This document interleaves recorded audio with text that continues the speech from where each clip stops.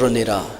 내 아버지와 어머니를 공경하라. 이것은 약속이 있는 첫 계명이니 이로써 내가 잘되고 땅에서 장수하리라.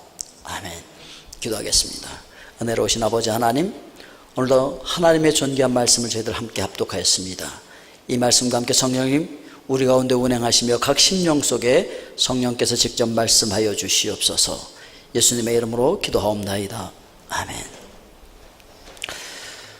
오늘 말씀 보면은 주 안에서 이렇게 말씀하고 있습니다. 자녀들아, 주 안에서. 왜 주 안에서라는 말씀을 썼을까?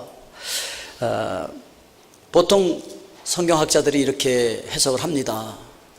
부모에게 순종하고 부모를 공경을 해야 되는데, 만약에 부모가 하나님의 뜻과 어긋나는, 예를 들면 죄를 짓도록 시키는 것이라든지 도둑질을 시키는 것이라든지 이런 것들은 하면 안 된다. 그러니까 하나님의 뜻 안에서 허용되어지는 그 한도 내에서 부모에게 순종해야 된다라고 하는 의미에서 주 안에서라고 하는 단어를 썼다라고 해석을 합니다. 그러나 핸드릭슨이라고 하는 주석학자는 그렇게 쓰지 않았습니다. 이것은 마치 하나님께 순종하듯이 부모에게 순종해야 되고 부모에게 순종하는 것이 하나님께 순종하는 것이다 라고 하는 의미에서 주 안에서 라고 하는 말을 썼다, 이렇게 얘기합니다. 어쨌든 간에 이 바울은 주 안에서라고 하는 이 말을 참 좋아하는데요, 특별히 그 바울 서신에 주 안에서가 많이 나오지만 가장 많이 나오는 것은 로마서예요. 그 중에서도 로마서 16장에 보면 주 안에서 누구에게 문하라, 주 안에서를 여러 번 언급하는데 거기에 한 37명 정도가 언급이 되면서 주 안에서 문안하라 이렇게 얘기하는데, 모든 사람들에게 다 주 안에서를 붙이지 않았어요. 어떤 사람들에게는 주 안에를 싹 뺐어. 그러니까 그 교회 안에 주 안에서를 붙일 수 없는 사람들도 있었다는 얘기가 되는 것이죠. 오늘 여러분들은 주 안에서 살고 계십니까? 바울이 우리 구원의 교리를, 구원의 진리를 잘 설명하고 있는 것이 로마서예요. 로마서 1장부터 11장까지 쭉 보면은 너희들 다 죄인이야. 이방인 죄인이야. 그럼 유대인 너희들도 역시 죄인이야. 우리 모두가 다 죄인이야. 모든 사람들의 의인은 아무도 없어. 그리고 죄의 싹은 사망이야. 다 지옥 가야 돼. 이렇게 얘기합니다. 그런데 한 의가 나타났어. 바로 예수 그리스도께서 우리를 위해서 십자가 위에서 죽어주심으로 말미암아 그 의를 믿는 자들은 살 수 있게 됐어 라고 하는 것이 11장까지의 내용이에요. 그럼 거기서 끝이냐? 아니에요. 로마서는 11장에서 끝나지 않고 16장까지 가고 있어요. 그러면 11장을 그렇게 구원의 교리를 다 완성해 놓고 그럼 뭘 더 지금 설명하고 있는 것일까? 12장 1절부터 보면 이렇게 얘기하고 있어요. 그러므로, 연결되는 거죠. 11장부터 연결되고 있는 것이죠. 그러므로 형제들아, 내가 하나님의 모든 자비하심으로 너희를 권하노니 너희 몸을 하나님이 기뻐하시는 거룩한 산 제물로 드리라. 이는 너희가 드릴 영적 예배니라. 이렇게 말씀하고 있어요. 이 영적인 예배를 드리고 하나님 앞에 삶의 제물이 되기 위해서는 어떻게 해야 되느냐? 2절에서 이렇게 얘기합니다. 너희는 이 세대를 본받지 말고 오직 마음을 새롭게 함으로 변화를 받아 하나님의 선하시고 기뻐하시고 온전하신 뜻이 무엇인지 분별하도록 하라. 바로 이렇게 살아가는 삶이 뭐냐? 이게 바로 주 안에서 살아가는 삶이라고 하는 것이죠. 그러니까 단순히 죽어서 지옥 안 가고 천국에 간다라고 하는 것이 복음이 아니라 중생의 씻음과 성령의 새롭게 하심을 받은 후에 하나님께서 기뻐하시는 영적인 예배를 드리고 살아가는 삶, 그것이 바로 영생의 삶이라고 얘기하고 있는 거예요. 그렇게 하기 위해서는 그럼 우리가 어떻게 살아야 되느냐? 여러분, 하나님의 말씀을 열심히 읽고 듣고 지켜야 돼요. 그것이 바로 주님 안에서 사는 삶인데, 그게 내 혼자의 힘으로 되는 것이 아니에요. 성령께서 나를 감동하시고 성령께서 나를 주장하시고 내 삶을 인도해야 돼요. 그런데 성령께서 단독적으로 그렇게 운행하실 수 있지만 성령께서는 반드시 말씀과 함께 역사하세요. 그렇기 때문에 성령께서 내 삶 속에 역사하시고 운행하시고 나를 인도하시게 하려고 하면 뭐가 필요합니까? 말씀이 필요한 거예요. 여러분, 여러분들이 살아서 호흡하고 여러분들이 살아가기 위해서는 육신의 양식이 필요해요. 하루에 몇 끼 드시죠? 3끼 밥을 드시잖아요. 나는 3끼 안 먹는데 2끼. 어떤 분들은 다이어트 하느라고 난 한 끼만 먹어요. 그런 사람들 있을지 몰라요. 어쨌든 간에 먹어야 살아요. 그런데 말이에요, 우리 육신은 그 밥을 먹어야 살지만 마태복음 4장 4절에서 그렇게 말하고 있잖아요.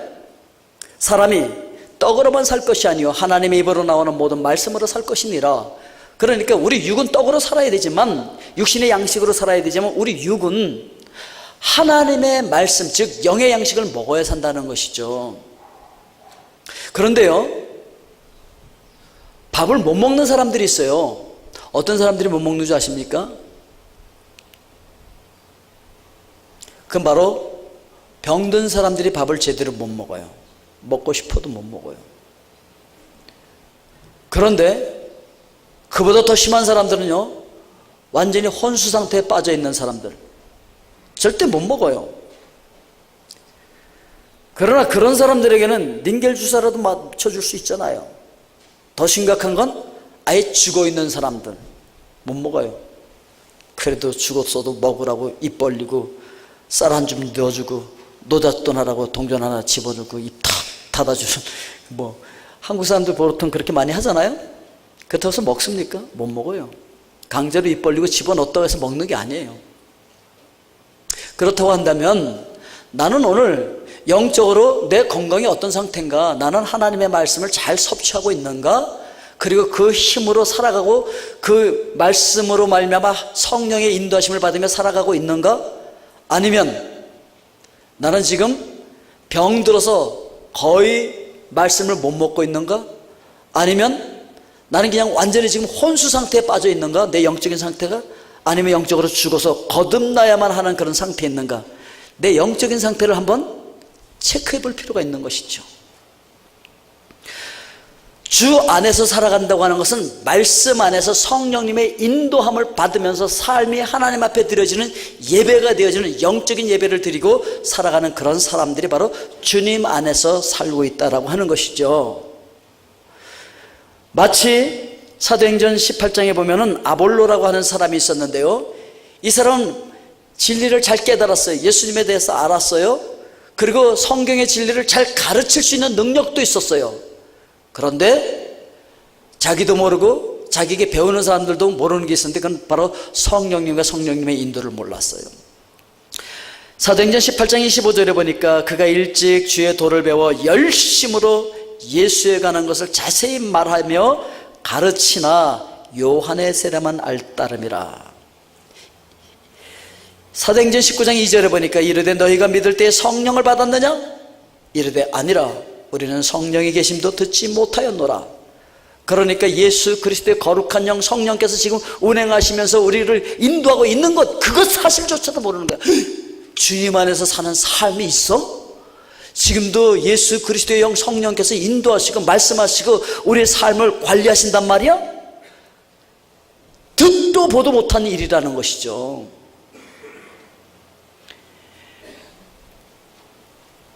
오늘날 예수 그리스도를 믿고 내 죄 사함을 받고 그냥 천국 간다, 이 정도만 알고 깨닫고 있는 사람들이 있습니까? 어떤 이단들은 그냥 깨닫는 게 복음이라고, 이게 깨닫는 게 구원이라고 해요. 구원파도 바로 그런 종류의 이단인 거예요. 그냥 복음 진리를, 구원의 도리를 깨달으면 구원받는 줄 알아. 아니요, 거기서 끝이 아니에요. 우리가 살기 위해서 꼬박꼬박 새끼 밥을 챙겨 먹어야 되는 것처럼 하나님의 말씀을 양식으로 해서 성령님의 인도하심을 받으면서 우리의 삶이 하나님 앞에 영광을 돌려드리며 우리 삶 속에서 하나님 앞에 영적인 예배를 드리는 삶이 제사가 되고 제물이 되어지는 그런 사람들이 살아있는 사람들이고 영생을 얻었고 영생을 누리고 있는 거라는 것이죠. 그런 표현을 주 안에서 살고 있다, 그렇게 표현하는 거예요. 옆 사람과 얘기합시다. 우리 주 안에서 삽시다. 더 이상 죽어 있는 삶을 살면 안 된다는 것이죠. 두 번째 이야기하고 있는 것은 너희 부모에게 순종하라, 이것이 옳으니라. 순종한다라고 하는 헬러를 보니까 휘파쿠어라고 하는 단어인데 아래를 얘기하는 휘포 그리고 듣다 청취하다를 의미하는 아쿠어가 합성되어져서 휘파쿠어라고 하는 단어를 만들었는데 이거는요 부모님의 말씀을 잘 듣고 행할 수 있는 마음의 태도가 돼서 부모님의 말씀을 듣고 있는 그 상태를 이야기하고 있는 거예요. 그렇게 살아가는 것이 옳다라고 하는 것이죠. 우리는 성경에서 가장 지혜로운 왕 하면은 누구를 떠올리죠? 솔로몬 왕을 떠올립니다. 솔로몬이 정말 지혜로웠을까요? 예, 지혜로운 왕이라고 이야기하죠. 요즘 한국에서는 그런 얘기들을 해요. 요즘 지금 한국의 상황은 솔로몬의 지혜를 갖고도 해결하기 어렵다. 뭐 이렇게 얘기까지 해요.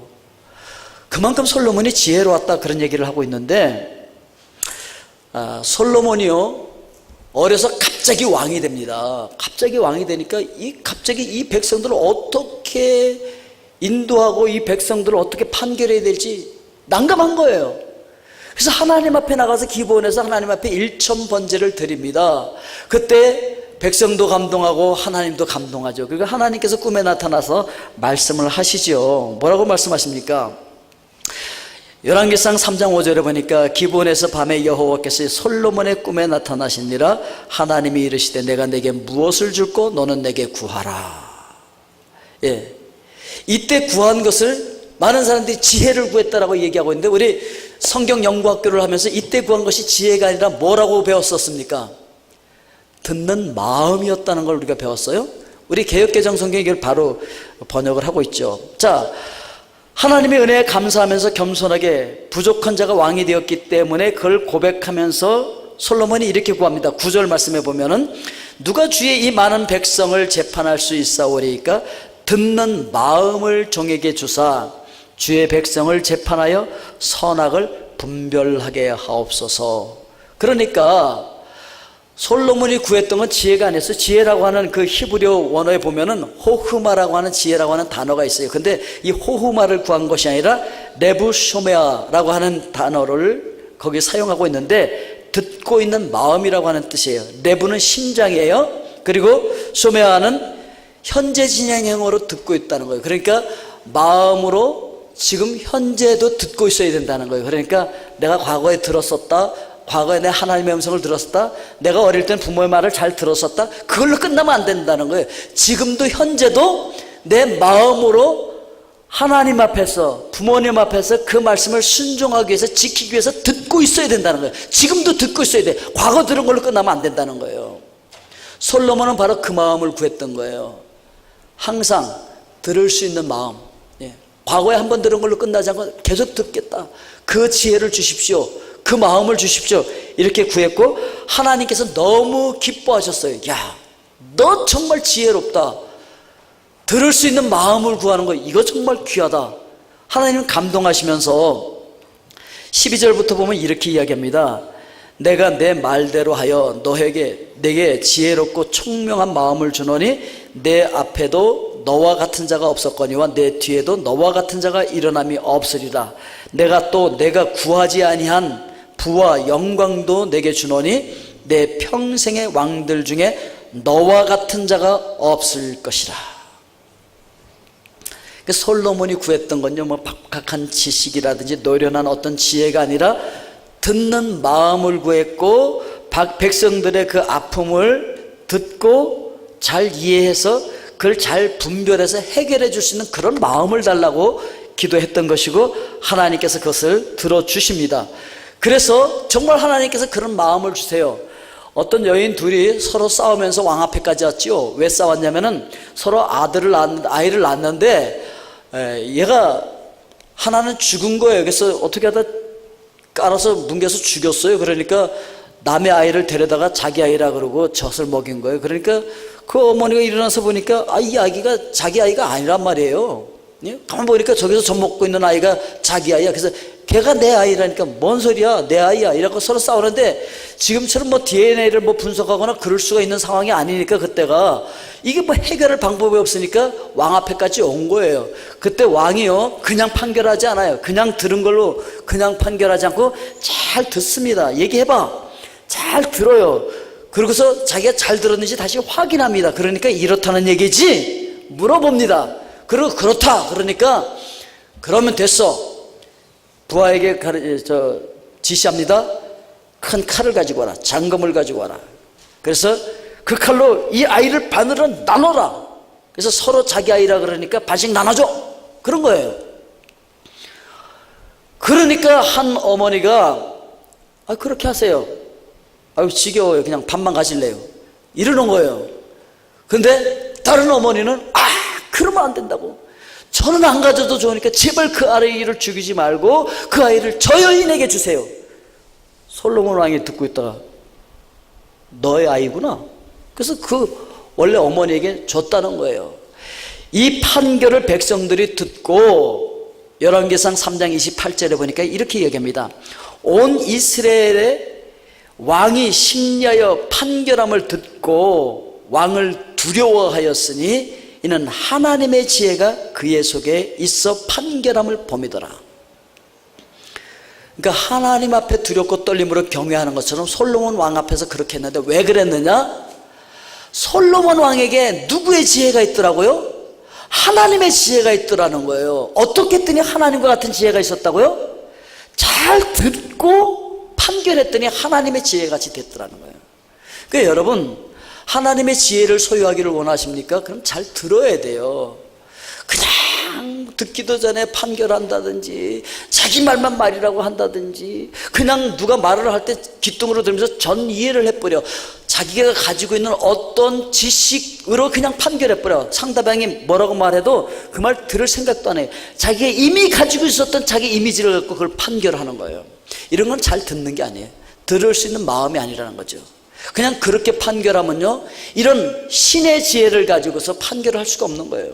그런데 솔로몬은 그 잘 들을 수 있는 마음이 있었고 잘 들었고 확인해보고 판결하니까 하나님과 같은 판결을 해낼 수가 있었다.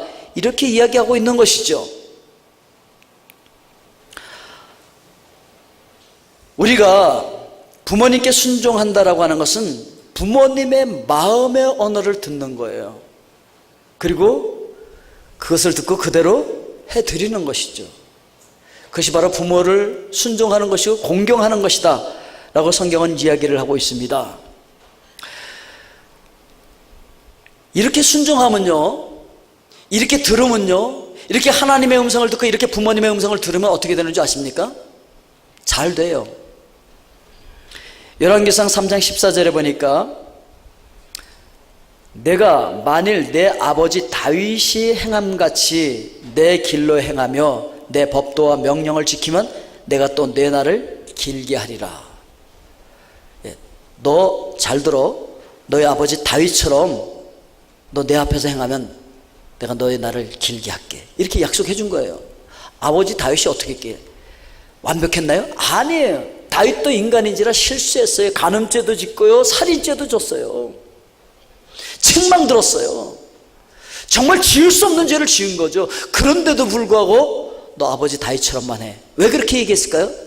다윗이 자기 잘못을 하나님 앞에 회개했을 뿐만 아니라 다윗이 이렇게 했어요. 주의 성신을 내게서 거두지 마옵소서.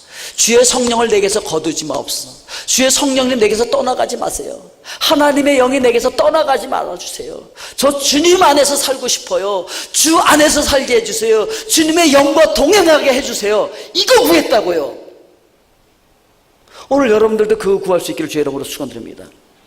우리 다 공사 중이고요, 다 부족해요. 그래서 우리도 다윗처럼 쓰러지고 넘어질 수 있어요. 그래도 하나님 앞에 구해야 되는 게 뭐냐면 저 주님 안에 살게 해주세요. 주의 영이 떠나지 않게 해주세요. 주님의 영의 인도함을 받게 해주세요. 성령 충만하게 해주세요. 제 지정의 모든 영역 성령께서 다스리게 해주세요. 주님 안에 살게 해주세요. 이거 구해야 돼요. 아멘이십니까? 다윗이 그거 구했다는 거예요. 그러니까 너 아버지 다윗처럼만 해. 그럼 너 승리할 거야. 이 얘기해 준 거죠. 그래서 아버지 다윗처럼 했을까요? 솔로몬이? 아니요. 교만해져서 자기 지혜를 사용하기 시작합니다. 하나님의 말씀을 듣지 않아요. 하나님께서 2번이나 나타나셔서 경고하시는데 너 그따위로 하다 망한다 그러는데도 그 말 안 들어요. 그리고요, 자기 지혜로서 외교 책략을 세우는데, 외교 책략의 일환으로서 외국의 공주들을 전부 데려다가 국제 결혼을 하는 거예요. 그래서 자기 딸이 가 있는 그 나라를 침범해 오진 못할 거 아니에요. 그러니까 그런 인간적인 생각으로 공주들을 다 데려다가 결혼을 했는데, 후궁이 700명이에요. 첩이 300명, 도합 1000명이야. 아내가. 여러분 이름 다 기억했을까? 솔로몬이? 얼굴은 알았을까요? 몰랐을 것 같아. 그런데 말이에요, 전에 어떤 분의 이야기를 인용해서 이 말씀드렸었는데, 세상을 정복하는 건 남자지만 남자를 정복하는 건 여자다. 그런데 말이에요, 솔로몬이 지혜를 가지고 부귀영화를 가지고 세상을 다 정복한 것 같았지만, 솔로몬이 누구에게 정복당했는 줄 알아요? 그 외국에서 온 이방 공주들에게, 그 후궁들에게 마음이 점령당합니다. 그래서 어떻게 되는지 아십니까? 열왕기상 11장 4절부터 읽어보면 이렇게 되어 있습니다. 솔로몬의 나이가 많을 때 그의 여인들이 그의 마음을 돌려 다른 신들을 따르게 하였으므로 왕의 마음이 그의 아버지 다윗의 마음과 같이 아니하여 그의 하나님 여호와 앞에 온전하지 못하였으니, 이는 시돈 사람의 여신 아스다로스를 따르고 암몬 사람의 가증한 말곰을 따름이라. 솔로몬이 여호와의 눈에서 악을 행하여 그의 아버지 다윗이 여호와를 온전히 따른 같이 따르지 아니하고, 여호와께서 솔로몬의 11절로 넘어갑니다. 11절부터 보면은, 여호와께서 솔로몬에게 말씀하시되 내게 이러한 일이 있었고 또 내가 내 언약과 내가 내게 명령한 법도를 지키지 아니하였으니 내가 반드시 이 나라를 내게서 빼앗아 내 신하에게 주리라. 그러나 내 아버지 다윗을 위하여 내 세대에는 이 일을 행하지 아니하고 내 아들의 손에서 빼앗으려니와. 보세요, 다윗이 그렇게 실수했음에도 불구하고 주 안에서 살려고 몸부림치니까요, 하나님이 그걸 얼마나 기쁘시게 여겼는지 다윗 때문에 솔로몬이 이렇게 엉터리로 행하고 있는데 솔로몬까지는 용서해 주겠다는 거예요. 솔로몬 때까지는 봐주는 거예요. 그러나 그 엉터리 아버지 솔로몬 때문에 그 아들은 망한다는 거예요. 그래서 실제로요, 나라를 뺏깁니다. 그 아들 때에 가서 12부족으로 이루어졌던 이스라엘 나라가 북쪽 10개 부족을 다 뺏겨버려요. 남쪽에 조그만 부족 2개만 가지고서 그 아들이 왕 노릇을 해요. 그나마 서로 치고받고 싸우면서 멸망하죠. 그래서 북이스라엘은 아시리아한테 망하고 남유다는 바벨론한테 멸망하잖아요. 이 단추를 누가 놓은 거예요? 솔로몬이 그런 거예요. 솔로몬이. 이방 여인들을 아내로 삼고 그들의 속삭임에 넘어가고 그들을 위하여서 산당을 여호와의 성전 옆 산에다가 지었는데 아주 가까워요. 지금도 있어요. 멸망의 산이라고 이름 지어져 있어요. 이스라엘의 패망의 멸망의 단초를 솔로몬이 제거했어요. 왜요? 듣는 마음, 하나님 앞에서 항상 들을 수 있는 그 마음을 제거해버리고 안 듣기 시작한 거예요. 하나님의 말씀도 안 듣고 백성의 이야기도 안 듣고, 우리 너무 힘들어요, 우리 살 수 있도록 노역을 줄여주시고 세금도 줄여주세요. 싫다는 거예요. 안 들었어요. 그렇게 배운 그 아들은 더 했죠.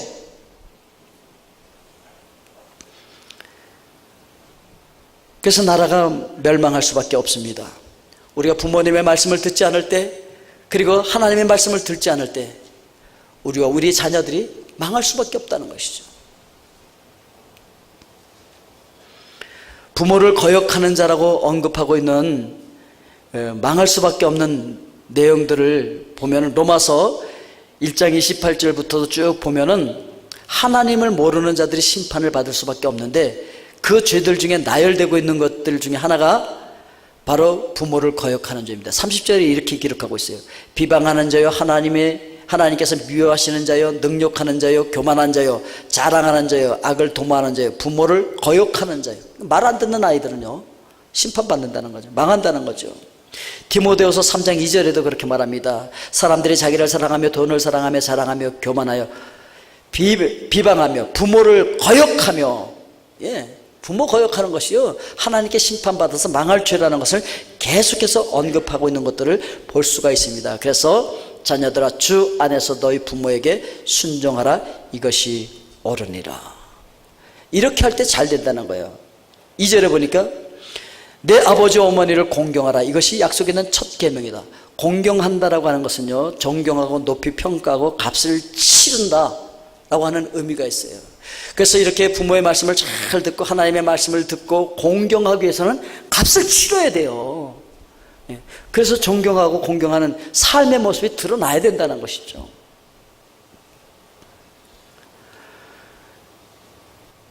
잠언 23장 25절 26절을 보면 이렇게 말하고 있습니다. 내 부모를 즐겁게 하며 너 낳은 어미를 기쁘게 하라. 내 아들아, 내 마음을 내게 주며 내 눈으로 내 길을 즐거워할지어다. 부모를 즐겁게 하기 위해서는 마음을 드려야 돼요. 하나님을 기쁘시게 하고 하나님의 영광을 드러내기 위해서는 내 마음을 하나님께 드려야 돼요. 마음을 준다는 게 뭐겠어요? 내가 누구를 사랑하면 내 마음이 항상 거기가 있잖아요. 부모님을 사랑하게 되면 내 마음이 부모님에게 가 있어요. 하나님을 사랑한다면 정말 내 마음이 하나님께 가 있다고요. 여러분들이 주의 몸된 교회를 사랑하면 몸된 교회의 마음이 있지요. 바로 그렇게 하는 것이 효도요, 그것이 공경하는 것이요, 그렇게 하는 것이 부모님을 기쁘시게 할 뿐만 아니라 하나님을 기쁘시게 하는 것이라고 성경은 이야기하고 있는 것입니다. 자, 이렇게 살아가면 어떻게 되는 줄 아십니까? 3절에 이로써 내가 잘 되고 땅에서 장수하리라. 그러니까 성경은요, 형통의 법에 대해서 창세기부터 계시록까지 계속해서 일괄적으로 하고 있는 말씀이 있어요. 그게 뭔지 아십니까? 여호수아서 1장 7절에도 보니까 오직 강하고 극히 담대하여 나의 종 모세가 내게 명령한 그 율법을 다 지켜 행하고 우로나 좌로나 치우치지 말라. 그리하면 어디로 가든지 형통하리니. 이렇게 말씀하고 있습니다. 시편 1편 2절에 보니까 오직 여호와의 율법을 즐거워하여 그 율법을 주야로 묵상하는 자로다. 그는 시냇가에 심은 나무가 철을 따라 열매를 맺으며 그 잎사귀가 마르지 아니함 같으니 그가 하는 모든 일이 다 형통하리로다. 이렇게 말씀을 지키고 주님 안에서 살면 형통하게 돼요. 창세기 가면요, 요셉이요 팔려가잖아요. 그런데 창세기 39장 2절에 보니까 여호와께서 요셉과 함께 하심으로 그가 형통한 자가 되어 그 주인 애굽 사람의 집에 있으니라. 39장 23절에도 보니까 간수장은 그의 손에 맡긴 것을 무엇인지 살펴보지 아니하였으니 이는 여호와께서 요셉과 함께 하심이라. 여호와께서 그를 범사에 형통하게 하셨더라. 누가 함께 하시니까? 여호와께서 함께 하시니까 삶이 어땠다? 형통했다. 예, 어느 곳에 있든지 문제가 안 돼요. 있는 장소가 문제가 아니에요. 하나님께서 함께 하시면, 즉 주님 안에서의 삶을 살아가면 삶이 형통하게 되겠다는 거예요. 신명기 28장 1절 말씀에서도 그렇게 얘기합니다. 내가 내 하나님 여호와의 말씀을 삼가 듣고 내가 오늘 내게 명령하는 그 모든 명령을 지켜 행하면 내 하나님 여호와께서 너를 세계 모든 민족 위에 뛰어나게 하실 것이라. 2절 말씀에 내가 내 하나님 여호와의 말씀을 청종하면 이 모든 복이 내게 임하면 내게 이르리니. 청종하면, 듣는 마음을 갖고 있으면, 하나님 앞에서 듣는 것처럼 부모님의 말씀을 들으면, 하나님을 공경하는 것처럼 부모님을 공경하면 우리는 하나님의 형통의 복이 우리의 삶 가운데 있겠다. 이렇게 약속해 주셨습니다. 오늘 이 형통의 복이 여러분들에게 넘칠 수 있기를 주의 이름으로 축원드립니다. 기도하겠습니다. 사랑의 아버지 하나님, 주 안에서 부모님에게 순종하고 공경함으로 말미암아 하나님